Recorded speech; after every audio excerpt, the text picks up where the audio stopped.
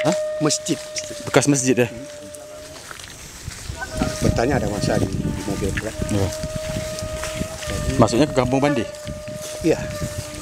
Sudarlun Gampung Pandi, Kecamatan Kutaraja, Banda Aceh kembali menjadi sorotan publik. Kali ini bukan karena penemuan mata uang emas yang sempat heboh pada akhir 2013 lalu. Oh iya. Yang kemana alurnya mungkin bisa melingkar ke sana ya. Ya. Atau kemana barangkali ke situ.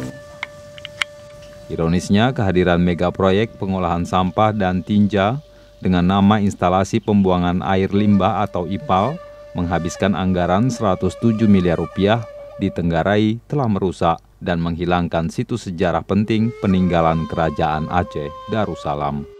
Saya nggak ngerti apa itu sejarah, saya nggak ngerti. Cuma ada situs, ada kuburan, ada pondasi. Yang kawasan inti dan kawasan penyangga itu tidak boleh diganggu. Ketika ada orang yang mengganggu, ini berarti melanggar aturan. Ikuti laporan hasil tim multimedia Serambi Indonesia yang diturunkan secara berseri. Di dunia tidak ada proyek seperti ini di kotanya. Dia pasti akan mencari tempat gua-gua dalam gunung untuk membuang ini.